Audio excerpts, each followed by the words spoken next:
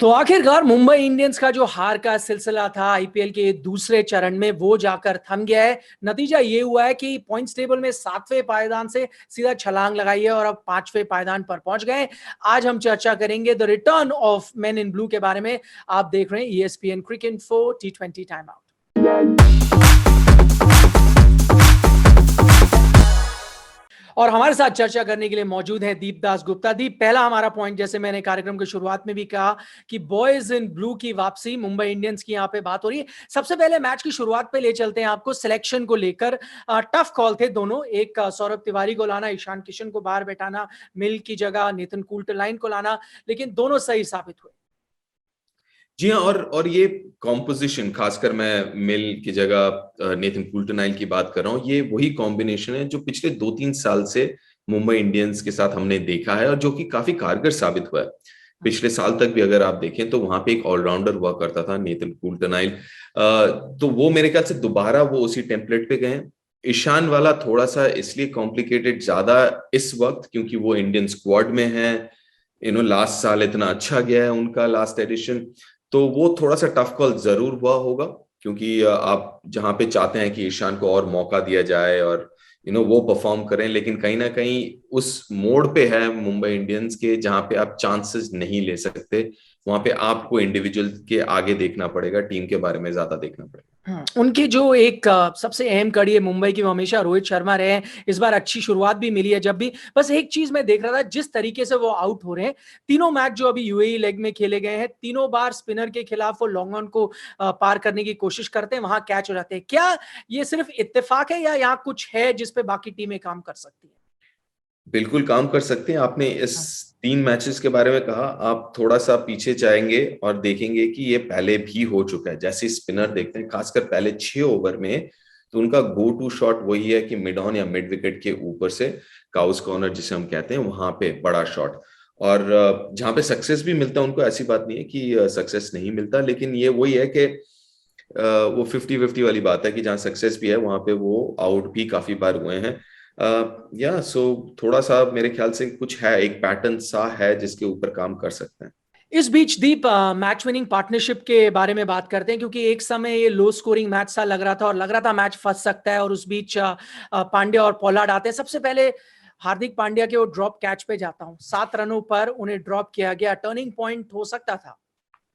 बिल्कुल हो सकता था क्योंकि वो उतना मुश्किल भी नहीं था, मुश्किल था लेकिन शायद उतना नहीं था। सो वो एक जगह वहां पे अगर वो विकेट गिरता तो फिर मुश्किलें बढ़ सकती थी, क्योंकि उस वक्त और उसके बाद जैसे खेला हार्दिक ने, मेरे ख्याल से बहुत ज्यादा फर्क पड़ा है उस कैच से। और या बिल्कुल टर्निंग पॉइंट हो सकता था और हाँ, रादर।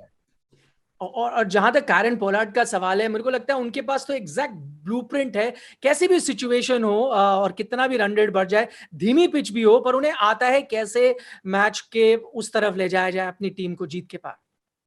बिल्कुल, क्योंकि वो ऑब्वियसली एक्सपीरियंस है, बिलीफ है, एक नेचुरल लीडर लगता है मुझे पोलार्ड। और उनका जो गेम अवेयरनेस है, इसके बारे में पहले ही बात कर चुका हूं मैं, मुझे लगता है उनका गेम अवेयरनेस खासकर इस फॉर्मेट में बहुत अच्छा है।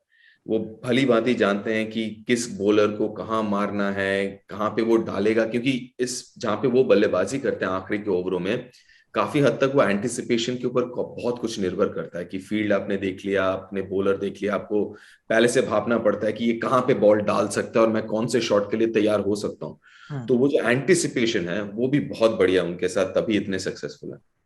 इस बीच सिर्फ पोलार्ड ने बल्ले के साथ कमाल नहीं किया, गेंद के साथ भी किया, और एक डबल स्ट्राइक उनके ओवर में देखने को मिला। 7वें ओवर में उन्होंने केएल राहुल और क्रिस गेल यानी कि 2 बहुत अहम विकेट भी चटकाए।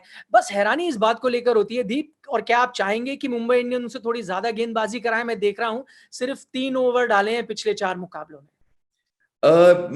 डिपेंड करता है पिच के ऊपर, हालात के ऊपर।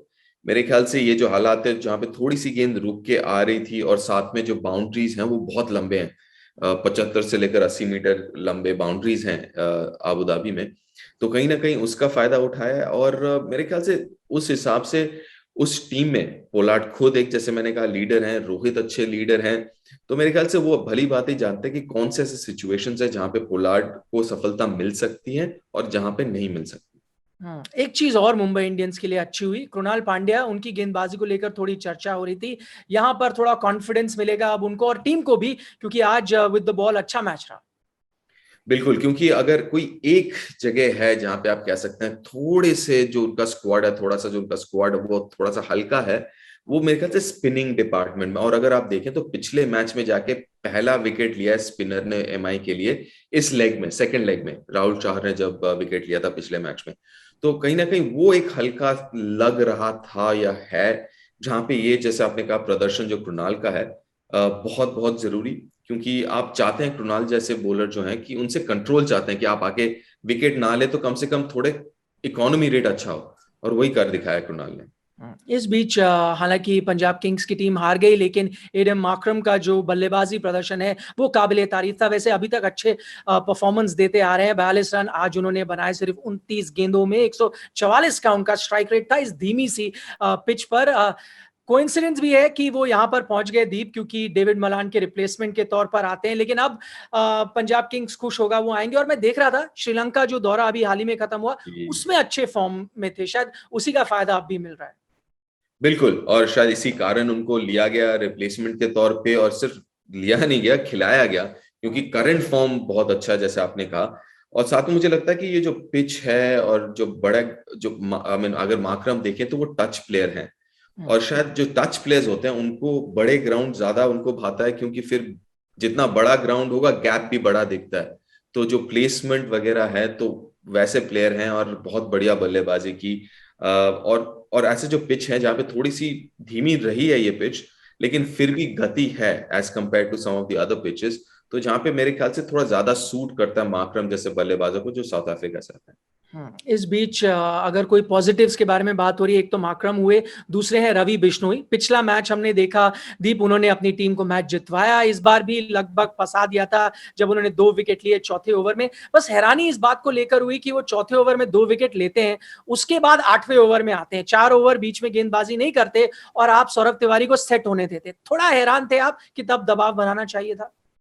बिल्कुल, और ये हमने पहली बार नहीं देखा है। पहला मैच अगर आप ध्यान करें चेन्नई और मुंबई के बीच में, ऐसी हालत में चेन्नई थी, 4 जल्दी विकेट गिर गए थे, फिर आप अपने स्पिनर्स को लेके आए उस पिच के ऊपर जहां पे तेज गेंदबाजों का बोलबाला था, तो वहां से वो 150 बना लिया। और आज भी काफी हद तक मैं आपसे बिल्कुल सहमत हूं कि उस वक्त जब विकेटें ले ली थी उन्होंने, शायद एक आधा ओवर और करा देते उसी टाइम पे, और एक अगर वहीं पे एक आधा विकेट और ले लेते तो फिर शायद मैच इतने देर तक चलता ही नहीं। तो बहुत बहुत शुक्रिया हमारे साथ चर्चा करने के लिए। लेकिन अंत का नतीजा ये हुआ कि मुंबई इंडियंस ने ये मुकाबला 6 विकेट से जीता। इसका मतलब ये है कि अभी भी उनकी जो डेस्टिनी है उन्हीं के हाथ में है। अगर वो हर मैच जीतते हैं तो लगभग उनका प्लेऑफ में पहुंचना तय माना जाना चाहिए। आप देख रहे थे ESPN क्रिक इन्फो T20 टाइम आउट।